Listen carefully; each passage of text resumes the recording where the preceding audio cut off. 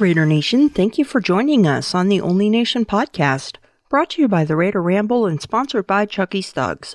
My name is Heidi, but you may know me as Kevlar Prom Dress or even Raider Ladybug. I'm here with T3 Raider Facts, and I'm happy to also announce the return of Raider Homer to the podcast, and we're all here to talk some Raiders football together. Always ready to talk Raider football, even though I've been absent for a little while. I've still been running my mouth, so I'm definitely happy to come back and talk with y'all. And let me also welcome you back, Homer. The show hasn't been the same without you, so let's just dive right in. Today on the show, as the NFL gets nearer to the Super Bowl, 30 other teams are focusing already on the offseason.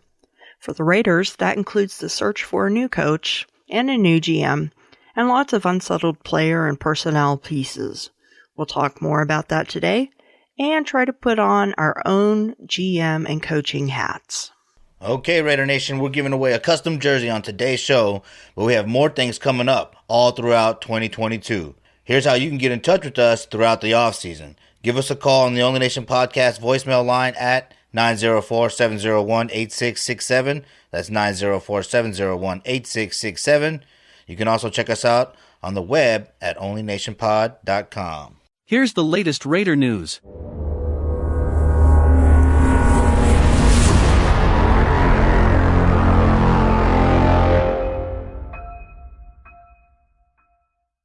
The Las Vegas Raiders have hired Dave Ziegler as their new general manager. Ziegler comes over from the New England Patriots after having served there for 9 years, most recently as the de facto general manager next to Bill Belichick.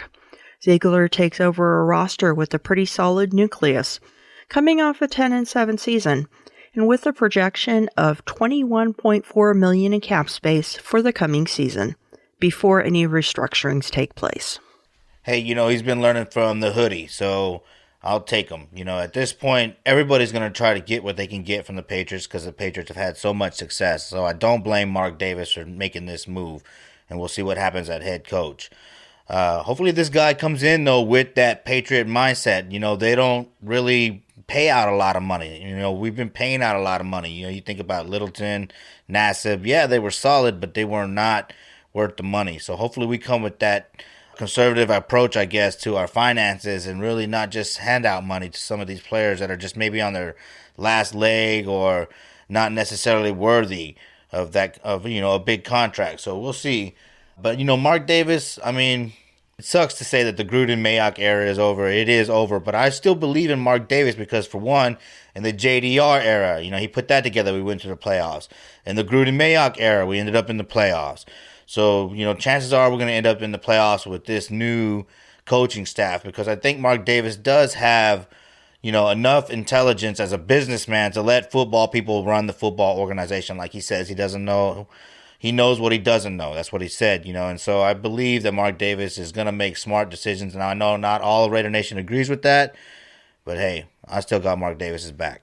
Now, I'm not going to take a pot shot at Mike Mayock, but this will be the first time that we've really had a true GM in place with GM experience.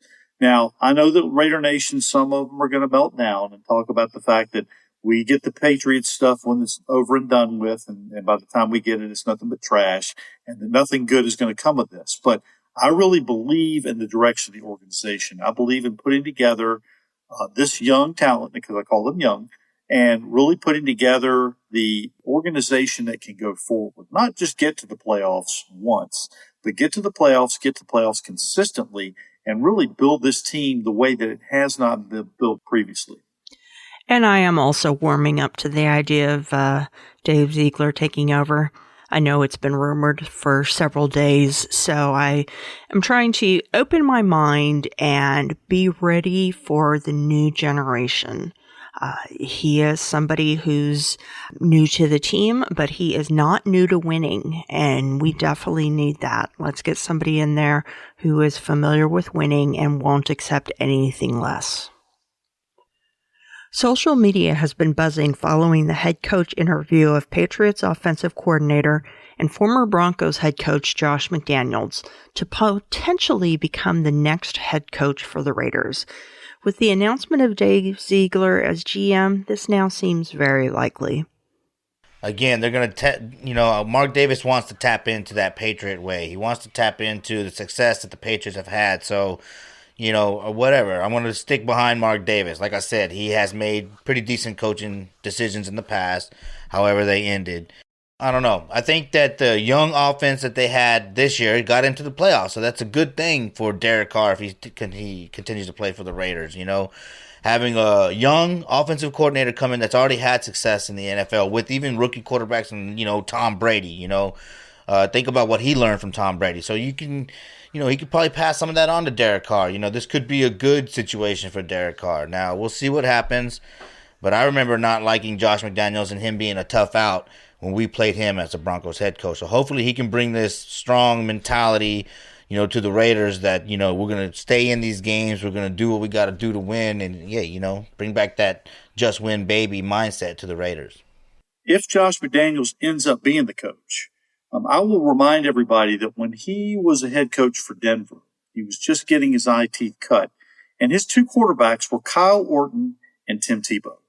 Now, you can think what you want, but if he comes into a loaded roster, and I say loaded because there are some key pieces throughout this roster. We need to get the offensive line fixed, certainly, and we need to bring in one or two more playmakers. We definitely need a number one receiver. But with everything in place, and if you have Derek Carr as your quarterback, who in his 9th year is just now getting into the best years. And I'll remind people that, and as I'm putting Raider Roots podcast together, I'm looking at the history. When Jeff Hostetler came in as Raiders quarterback back in the early to mid 90s, his 8th and 9th years were his best years in the league. And that's where Derek is coming into now. So if we can get a good offensive minded head coach working along with the GM to put together a good solid offensive team to go along with a defensive nucleus that's already gotten better, I think great things are in store for this team. When the coaching search started, there was one person I did not want as the coach, and that was Josh McDaniels. So now I am warming up to the idea. Kind of have to, because it looks apparent that he is going to be the choice. I did want to read a tweet by Jordan Schultz that kind of puts this into perspective. He wrote, "I'm told Josh McDaniels laid out an extensive, aggressive offensive system that he believes Derek Carr can execute, focused on continued use of play action and much more two tight end sets with both Darren Waller and Foster Moreau." If that's what he's going to bring in, I'm interested. I think that sounds like it could be really successful. So, you know what? I'll continue to warm up to the idea, and we'll see what happens. Let's roll with it. Forever linked because of the Tuck Rule game and all the rumors that circulated whether or not he would be coming to the Las Vegas Raiders prior to the beginning of the 2020 season, it was announced that Tom Brady would be retiring after quarterbacking in the NFL for the past 22 seasons. Then it was announced that he might not be. So we'll see what happens. And I found it really funny because we remember that when everything happened before the 2020 season started, there was rumors. Would he come back? Would he retire? Would he end up with the Raiders? And he put it out there in such a way that it really became a social media, just a firestorm. And he's doing that again, and he did this right before the playoffs. I thought it was kind of funny. So people was like, he's finally retiring. Maybe he's not retiring. Maybe he's coming back. And Brady's just got to be sitting back and laughing, saying, I did it to social media again. And now they're going to be talking about all day long, in addition to the playoffs, is they're going to be talking about Tom Brady. You know what? I wanted Tom Brady to come. I know we talked about that. I wanted him to come to the Raiders. I know I'm a Derek Carr fan and whatnot, but I thought Tom Brady would have been a great decision for the Raiders. He would have brought Gronk too, So, whatever. If he retires, he retires. I'm tired of seeing him win Super Bowls, that's for sure. But when it comes to Tom Brady, I mean, my hat's off. Yeah, it was a fumble. Fuck the Tuck. But at the same time, the dude is the greatest of all time. And, I saw that. Annoyingly, but I saw it. There are several things coming up in the month of February. The East-West Shrine Bowl game will be played on February 3rd at Allegiant Stadium, followed by the Senior Bowl down in Mobile, Alabama on February 5th. The NFL Pro Bowl will be played at the Allegiant Stadium on February 6th. The Super Bowl will be on February 13th at the Raiders' home away from home, SoFi Stadium in Los Angeles. And then February 22nd is the first day for clubs to designate franchise or transitional players. You know, I wish that I could be in Vegas for the NFL Pro Bowl. Unfortunately, I will not be able to be there, but I'm definitely going to go there for the draft. Raider Puppet will be there, so I'm looking forward to seeing some of the footage that he's going to have coming out. So we'll see what's up with that. Now, the Super Bowl, man, I just hope it's not the Chiefs. Please don't let it be the Chiefs this year. I wish the Bills would have beat the Chiefs, but, man, that was the craziest game I've ever seen. Hopefully we don't have to watch the Chiefs in the Super Bowl because I'm tired of that. I don't want to go from watching Tom Brady in so many damn Super Bowls to Patrick Mahomes in those type of Super Bowls, So we'll see. Tough, I'm excited to see what happens, though. Yeah, Homer, by the time the this episode airs, we'll know who the two Super Bowl contestants are going to be. And I'm so hoping that it's Cincinnati and the Rams. I do not want to see Kansas City or San Francisco in the Super Bowl. If they're both in there, I would just hope that ground would open up and swallow up SoFi Stadium and everything else in its wake during the middle of the game. And sorry to all the fans who would be in attendance, but that's just how I feel. Yeah, there's lots going on. And if you look at all the things happening in the month of February, a lot of it centers around Las Vegas and Allegiant Stadium. So Las Vegas really is the place to be. And of course, going forward with the draft in Vegas this year, things are going to be popping all over the place. All right, for our first topic of discussion, let's talk about the 2021 season. Was it an overall success or an overall failure? And should Rich Bisaccia have been offered the head coaching job officially? Well, that's a good question. Was it an overall success or an overall failure? I think that any time a team ends up in the playoffs, it has to be seen as an overall success. But there was so much damage and wreckage that came along through the season that, boy, there sure is a lot of it that looks like it was a failure. You can't lose your coach in the circumstances that he was lost. You can't lose your number one receiver in the circumstances that he was lost. Rest in peace, Tina Tintor and Max. Those were just incredible failures for the team.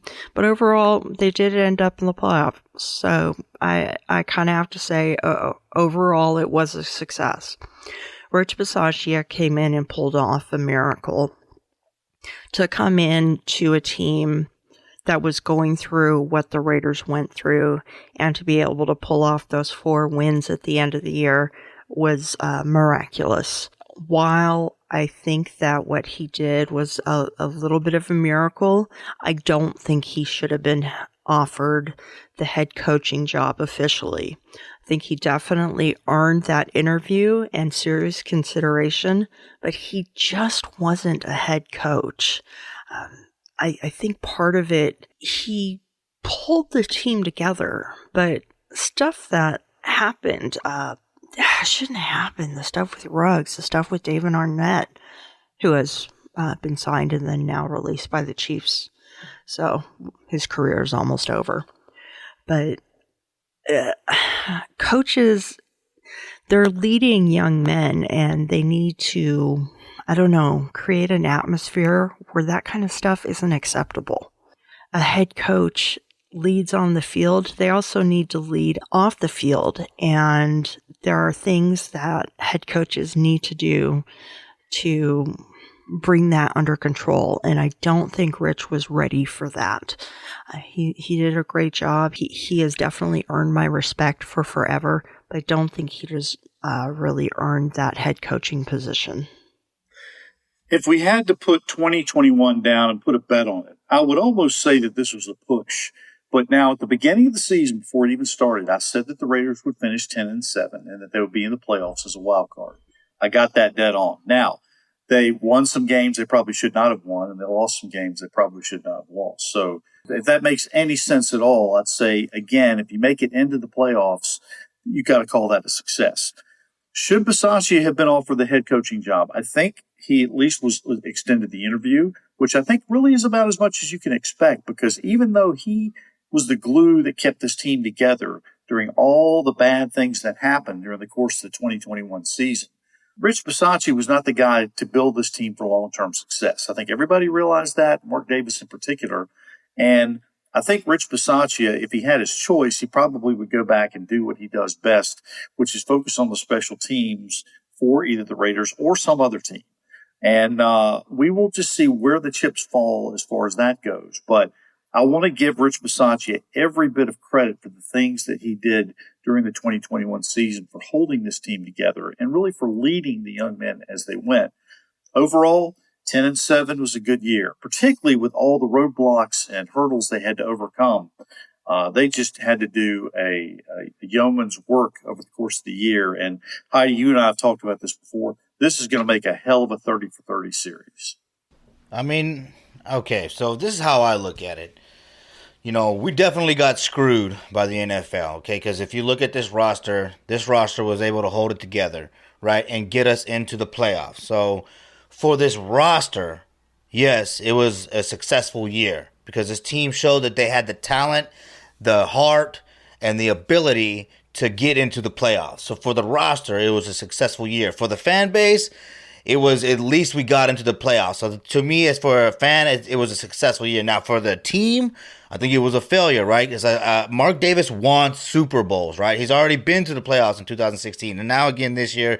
So I think for us as a franchise overall, it was probably a failure because we want to be in the playoffs every year so that we got a shot at the Super Bowl every year. That's the mindset we need to get in. And so as far as that perspective, it's a failure. But considering how hard it's been for this franchise to even win games and even get into the playoffs, I mean, I want to write it off as a success. Right? Because, look, yeah, the Gruden thing, come on, that was ridiculous. Only he got in trouble and all that. Like, that's a red flag, big time. Anybody knows that, you know. Then the Ruggs, you know, who knows? I know that Jacobs got into the wreck at the airport, right, drunk.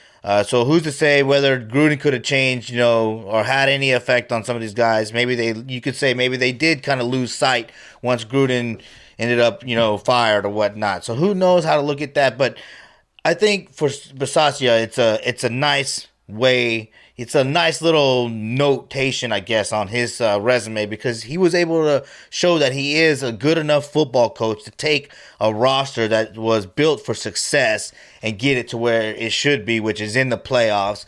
But I think he did go back to be a special teams coach for the Bears, which is probably more his comfort zone because, you know, he just didn't seem like he had that overall head coach demeanor. You know, think about John Madden, you know, and John Gruden. Those are two big personalities. Of course, Tom Flores was Joe Cool, but I don't think Bisaccia is Joe. He's not Tom Flores. You know what I mean? But yeah, to me, it's a coin toss. It's, you know, whatever makes you feel better. But ultimately, I want to get to the Super Bowl. So, like I said, it's a coin toss.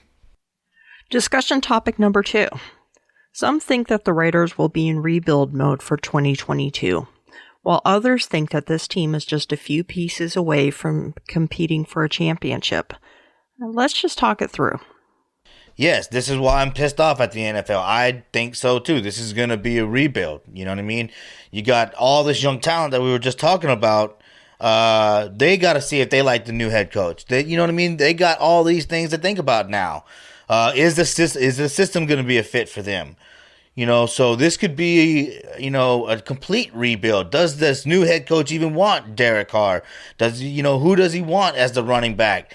You know, I don't know. I definitely get the pain in this that everybody's feeling, you know, because I'm feeling that too. Again, John Gruden and Mike Mayock, for all the complaining that went on about the conservative play calling and things like that, John Gruden really had a better offense than Olsen. You know what I mean? So I think we were built for success under Mayock and Gruden, and now we have to rebuild the entire thing because, you know, coaches want their players, their type of players. That's what Gruden and Mayock were going after, and it was going to be successful. But now it's going to be a rebuild because, yeah, these new coaches are going to want their style of player, you know. So I think we're going to be rebuilding again. And I also think that we're going to be closer to a rebuild than just a retooling, adding a few pieces. I believe that Derek Carr will probably be the quarterback for this next season. I believe that a lot of the pieces on the offense will probably stay in place. I think that the defense still needs more than a few pieces. We definitely need that defensive tackle, that dominant defensive tackle that just takes care of everything. We need a little bit more, we need a little bit things filtered in the linebackers room. Got some players there that are playing pretty good, and then we got some linebackers that are just not playing to their potential. And the defensive backfield still needs a little bit of help. So I think that there's more than a few pieces to keep us from competing for a championship. I don't think it's going to be a full rebuild, but I think it's going to be more of a rebuild than just a light retooling. And I would agree with both of you. I think the rebuild word scares a lot of people, but anytime you have a new head coach coming in with his own guys, there's going to be a lot of changes. Now, exactly how many changes there's going to be along the personnel front, we'll just have to wait and see. Now, if Gus Bradley leaves, potential for a lot of the guys that he brought in could go with him, regardless of where he ends up. And we'll talk about a couple of those guys a little bit later. But as far as the rebuild goes, I will remind people that there are teams that have gone in and rebuilt and been right back in the playoffs the next year. So I'm not as scared of that as I once was. But I think the important thing is that the Raiders are now building for the long term, and we've got to get this ship righted so that we can start hanging on to more of our draft capital year to year than we have in the past, which we will address more in topic number 3. And here's T3 with our discussion topic number 3. All right, one of our listeners, Soren, had a question about the assessment of the Raiders' last several draft classes. So on this show, we're going to look at the Raiders who are currently on the roster from the 2016, 2017, and 2018 drafts, even the ones picked up from other teams. So if we go all the way back to 2016 and we look at the Raider rookies, amazingly, there were 16 rookies on that squad. Even more amazingly, only one, Jalen Richard, is still on the team. The rest includes names like defensive back Jihad Ward, running back DeAndre Washington, defensive end Shalik Calhoun, quarterback Connor Cook, and 14th overall pick, first-round pick safety Carl Joseph. Now, there are other current Raiders who were drafted by other teams in 2016, and those names include Kenyon Drake, Kayvon Frazier, Quentin Jefferson, Nick Kwiatkowski, Nick Martin, Carl Nassib, and Yannick Ngakoue. So we picked up some good free agents from that draft. In 2017, there were 15 rookies brought onto the squad. One of those, undrafted rookie Nick Morrow, is the only one that remains from that draft class. The rest of the discards include first-round pick Garyon Conley, second-round pick Obi Melifonwu, third-round pick Eddie Vanderdoes, and fourth-round pick David Sharp. Now, fifth-round pick Markel Lee did not initially make the roster, but was added toward the end of the 2021 season. 2017 draftees by other teams who have been picked up by the Raiders are second-rounder Zay Jones and former third overall pick Solomon Thomas. Now, in 2018, Gruden's first year, 18 rookies were brought on by Gruden in his first year back. Of that class, only Colton Miller, Brandon Parker, Trent Sieg, and Dallin Levitt are left. Gone are P.J. Hall, Arden Key, Maurice Hurst, Johnny Townsend, and Nick Nelson. Now, Marcel Aitman could be included among those Raiders who the Raiders have kept, I suppose. Now, of the 2018 draftees by other teams that the Raiders have picked up, how about Daniel Carlson? Not too bad a pickup there. So in summation, that's 49 rookies from those 3 rookie classes, and only 6 players are still left. Now, let that sink in a little bit. 49 rookies over 3 rookie classes, and only 6 players are still left. Now, for what it's worth, on the current roster, there are 16 players still on the roster from the last 3 draft classes combined. 17 if you include undrafted Alec Ingold. So talk about your draft. There it is, right there. Okay. That was a very long and elegant way of saying that the Raiders draft class sucks. 2016. The only one that remains is Jalen Richard. Well, he was an undrafted free agent. He wasn't even drafted. So 2016, the draft class sucked. 2017, another undrafted free agent, Nick Morrow, is the one that remains. That's not to say that there aren't draftees from other classes, but the Raiders' actual drafting was pretty poor. The Raiders draft class in 2018, Colton Miller and Brandon Parker, they are the draftees that remain. And if you count Marcel Aitman, he's a kind of an on-again, off-again Raider. And I believe he also was drafted, I think, in the 7th round. So when it comes down to it, in 2018... man, Arden Key and Maurice Hurst, they're playing in the NFC Championship game today. I think that they were victims of a Paul Gunther defense that did not teach them or train them well or utilize them well. I think that a lot of the defensive players were either chosen wrongly because the coaches didn't know what they were looking at, or the coaches didn't know how to coach them. But basically, it comes down to 2016, 2017, and 2018. The draft classes pretty much sucked. But I will say that I am glad that we picked up Colton Miller. We have picked up some other ones from other teams, so that's great. But the Raiders drafting itself was pretty poor. Well, 16, 17, and 18, that's, Reggie McKenzie. 18, Reggie McKenzie and John Gruden, right? So, I feel like that wasn't, that's the first, general manager of the Raiders, right? So, other than Al Davis, it was Reggie McKenzie. So, I guess that's just how it started. We got to swallow that pill. At least Reggie did build a team that got us into the playoffs, But Mike Mayock was an improvement from McKenzie, right? With more players on the roster. I think you said, how many was there? With 16. So Mike Mayock was an improvement with 16 players still on the roster. So hopefully the new GM, Dave Ziegler, can help us improve on that. I think Mark Davis, again, I'm still going to be on, his side defending him. I'm a homer, you know what I mean? He's doing what he can. He's still learning how to be an owner. You know what I mean? You can say, this and that and this, but we all know that him and his dad really didn't, talk football all that much because he says, I know what I don't know. So I just think that, Mark Davis is doing the right thing as an owner, right? He got us the new stadium. He tried to do what he got Gruden, and Gruden would have had this team right. But unfortunately, all that happened. Now I think he's doing the right thing by going in, into the Patriots organization. Because remember, Gruden came in, quoting some of the things that the Patriots would do. The Patriots laid a temple for success in the modern era of football. So I like that Mark Davis is learning from his past mistakes and consistently improving as an owner. And so hopefully, everything continues to improve and there's an upward trend.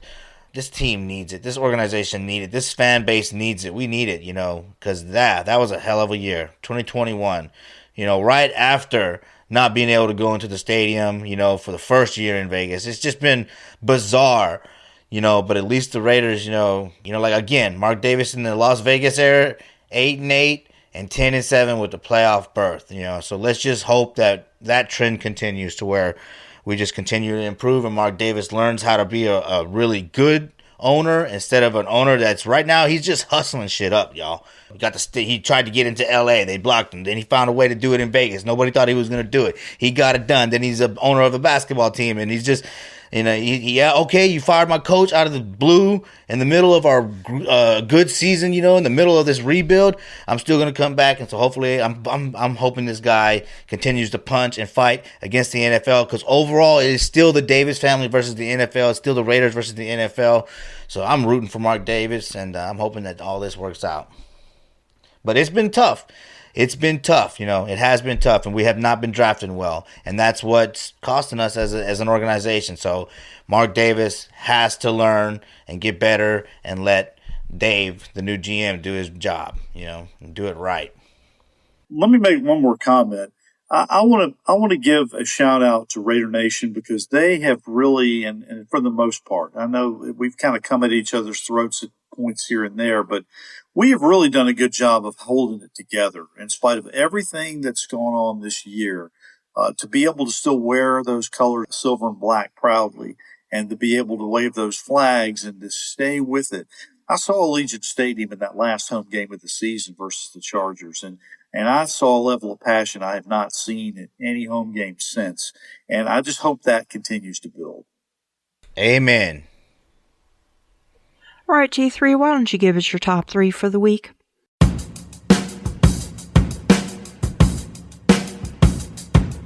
T3's top 3. All right, here is this week's top 3. Number 1, it'll be curious to see what happens to Alec Ingold in 2022. He's a great back, and he's been a true leader both on and off the field. But if you have a new coach and a new offensive scheme coming in, does that make the fullback position obsolete? What do you do with Ingold? Do you convert him to an H-back tight end hybrid player, or does he even have a place on this team? That will be one burning question that needs to get answered. Number 2, now last offseason, I was extremely upset that the Raiders let the opportunity pass to sign free agent safety Anthony Harris from the Vikings, and the Eagles gobbled him up. This year, Marcus May from the Jets is available. He's coming off injury, but I think the Raiders could bring him in on a one-year deal and help him to really cash in. This could create not only expanded depth, but if he stays healthy, one of those 3 to 5 pieces that the Raiders have been talking about to get them to the next level could be there. And number 3, Casey Heyward has had a fantastic year, and he's getting ready to get paid, and he deserves it. But with his age, risk of injury, and the unlikely event that he can repeat the success of last year, I say go in a different direction. Take a chance on a short-term deal with free agent corner Joe Hayden of the Steelers, a guy I've always loved and someone who I think can not only bring stability to that back end, but help truly teach these young guys how to play the position. He could be the glue for that back end of the defense, which is something that I think the Raiders will really need next year. And that is this week's top 3. I think that you're crazy if you let Alec Ingold go. A player like him, you work into your offense. I mean, I know the fullback position can become obsolete depending on the offensive scheme, but I would like to think that Josh McDaniels is smart enough to figure out how to keep him and use him. If not, make sure you get something good for him because he's definitely worth it. Anthony Harris, yeah, I agreed. I definitely did want him. I know that you keep an eye on people who are available, and usually you're pretty right about those T3. So if you're saying Marcus May from the Jets is available and you're interested, even though he's coming off injury, I'm interested in us contemplating signing him. And Casey Heyward, I don't know. I know he did have a fantastic year. I really liked him. He has been one of Andrea's favorite players for years, and she was so happy when we signed him. And I don't know. I know that he set himself up to be paid quite a bit, but he might really deserve being kept around. He's definitely a good leader, and he can lead the team. Now, Joe Hayden, I wouldn't be upset at all if we got him, but Casey, I'm not sure that we should cut him loose as quickly as you're thinking. So that's just my opinion. Okay, so this is like Dave Ziegler's task, first few tasks, right, in the NFL or for the Raiders, Ingold, right? I think you definitely keep him. Last year, I thought we should move him to running back to open up some, depth chart space, depending on who we would sign with some of the undrafted rookies and whatnot. I know y'all remember that. So I definitely think he can be a running back. He's definitely he's that Marcel Reese type running back. He's big, he can jump over you, run through you. And, he can move around the H-back tight end hybrid. That's great. That's a great idea, T3. I'd love to see him do that, Yeah, Foster, he's good, but I'd rather see Alec Ingold in Foster Moreau's spot because Alec Ingold is a hitter. He's a blocker, Moreau is more of a catcher out there, even though he had some dropsies. Now, okay, I think that this is a Ziegler-type signing. This is a Patriot-type signing, Alec Ingold, Now, Anthony Harris, I don't know. I don't know if we should move on these younger safeties that we have. Morik played well, right? Abram, I think that he played well enough to where you can get him on a good deal, and he's young enough to where you can still coach him. You know what I mean? He's still coachable. He played well on the line. Not so great in the open field, but that's coachable. So I still like our young back end, the secondary. I think we can still do what we need to do with those guys. So hopefully we end up keeping them and don't worry so much about Anthony Harris or maybe another safety because, Casey Heyward, now I don't see that as a Patriot type signing. And now Ziegler is a Raider coach, but think about it like that, right? They're not going to come in he's not going to want to come in and sign an older player. Yeah, he had a great season, and that makes us want him because we know we need cornerbacks. But again, this is what happens with the Raiders, man. These guys come in and they have a great year, and then we sign them, and they don't really, cut it anymore, and we end up cutting them, or they go somewhere else and they don't even make it. Like Aguilar didn't have the greatest seasons, I don't believe. Once he left the Raiders, Derek Carr got him paid. I know that's the other side of the ball, but it happens to us on the defensive side of the ball as well. So I don't think Heyward will be back. But Alec Ingold, we had to sign that guy. Drake broke his ankle. Who knows if he's going to be able to come back from that? When it comes down to Drake, he's making a lot of money, right? We questioned that last offseason. So is the GM going to want Drake, so that we might end up keeping Ingold? I hope we do. We shall see. Give us a call at 904-701-8667. Leave a voicemail or text message at that number, or send in a message via social media, and we'll share your thoughts. What's going on with Raider Roots this week, T3? All right, this week is a return to excellence in the year 1983. The Raiders will run through the competition on the way to a Super Bowl.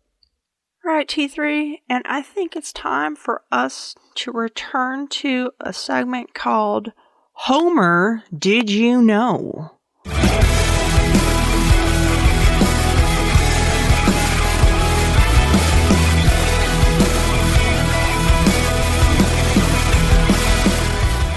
Hey Homer, did you know? All right. It's time for another edition of Homer, Did You Know? In this segment, I will ask Homer and Heidi and our entire listening audience a Raiders-related question with 3 multiple-choice answers to choose from, so just give it your best guess. Here is this week's question.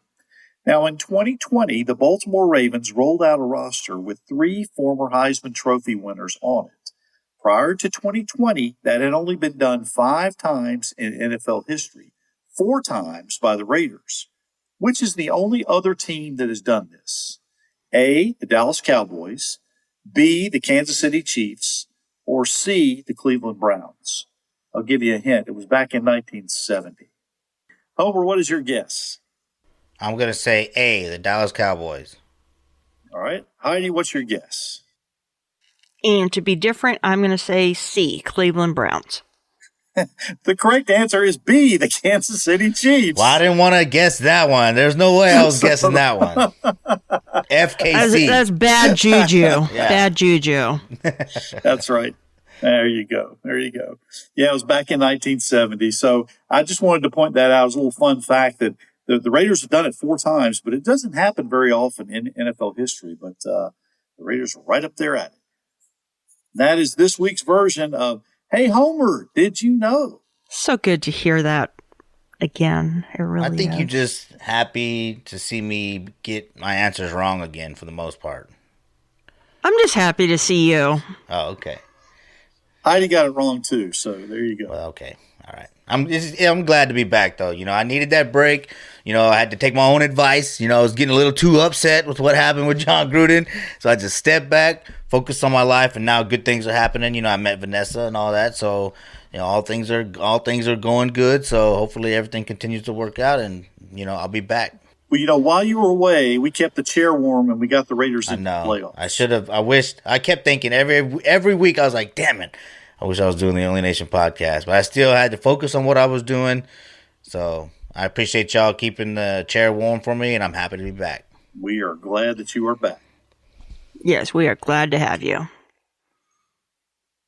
And Homer, have you got an introduction for us? For what?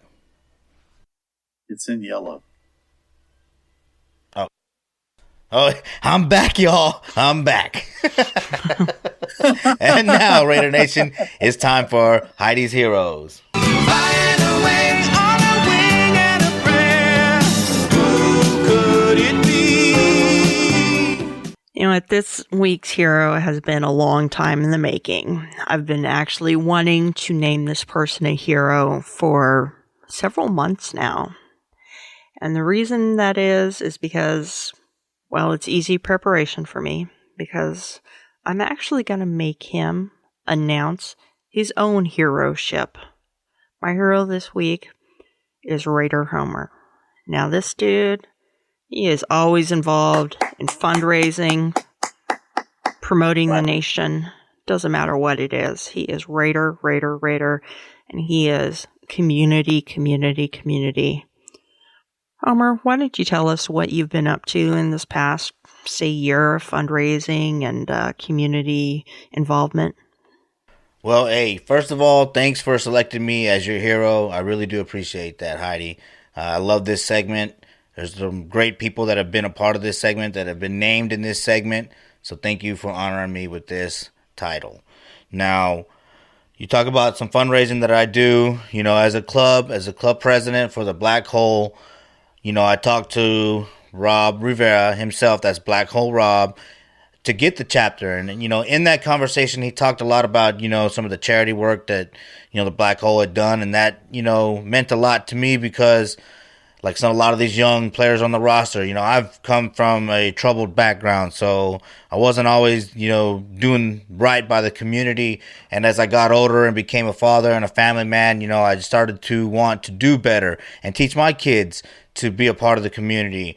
And so that's what I've been doing, and through the chapter, I've been able to raise money for the Breast Cancer Research Center here in Austin, Texas, for the Texas Pit Crew located in the Dallas-Fort Worth area.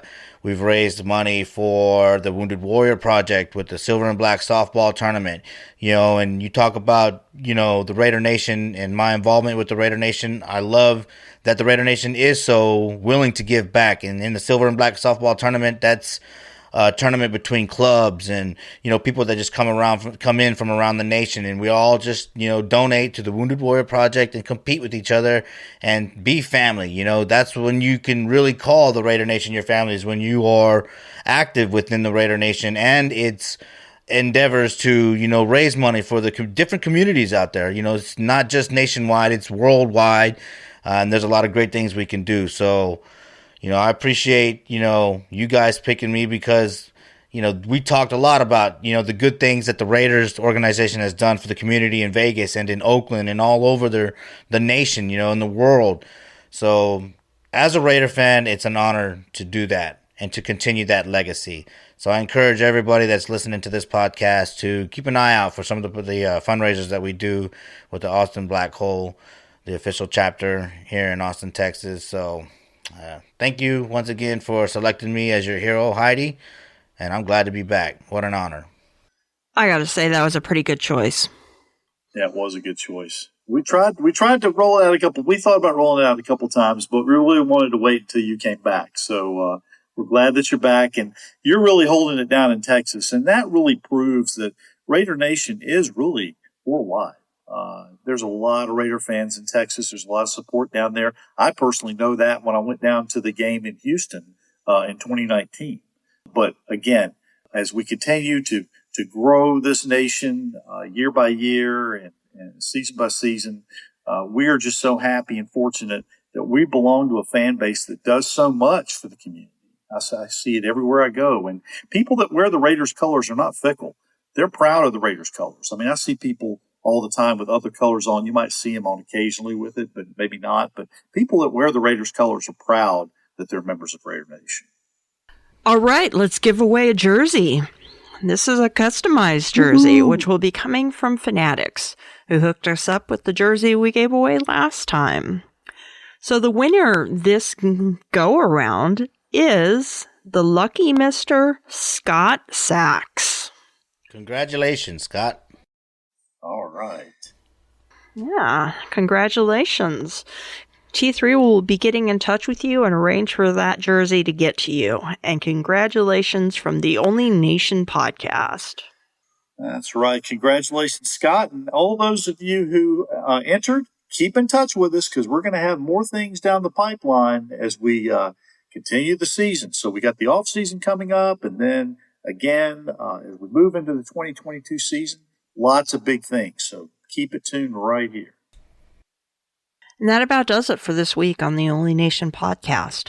We'd like to thank this week's sponsors, Chucky's Thugs, for helping bring us this episode to you. If you'd like to help support the show, you can send in a donation at paypal.me/onlynationpod. You can find me, Heidi Stabbert, on social media as @KevlarPromDress on Twitter and Instagram, or Heidi Stabbert on Facebook. You can also find me on YouTube on Captain Jack Rackham's channel every other Tuesday night. I join the DC wench Peggy Holmes and Angria Trask on the Captain and His Wenches show. All right, Raider Nation, I'm glad to be back. Man, I'm excited. We'll see what happens this offseason, and we will be covering this offseason. And you can find me personally by just searching Raider Homer on Facebook, YouTube, Instagram, and Twitter. And I'd like to thank our sponsors, Chucky's Thugs. You can go to chuckystugs.com and enter the promo code Homer, and you will get a discount. All right, Raider Nation, even though it's the off season, keep up with us, and we'll keep you up to date on all the Raiders' comings and goings. Again, congratulate the winner, Scott Sachs, for the customized jersey. We'll be in touch with you very soon. For all the rest of you, send us your name and address so we can send you some free Raiders swag and some podcast stickers. Call us, tell us what you want to know. Throw us an interesting nugget that we can use on one of our upcoming episodes and become a part of what we're doing here. Remember, this is the Only Nation, and we want you to be a part of it. So call us, 904-701-8667. That's 904-701-8667. Call us now and join the Only Nation podcast family. There are two easy ways to find me on social media. You can send me a tweet at T3_sports703, as several of you do. Or you can hit me up on Facebook at Tom, T-H-O-M, Jones. I want to also thank you for your continued support of the Raider Roots podcast. This week is episode 31. We'll be traveling back to the year 1983, and it's a Super Bowl year. As always, we look forward to hearing from you. Until next time, everyone, go Raiders. Go Raiders. We are not just a nation, we are the only nation. Raiders.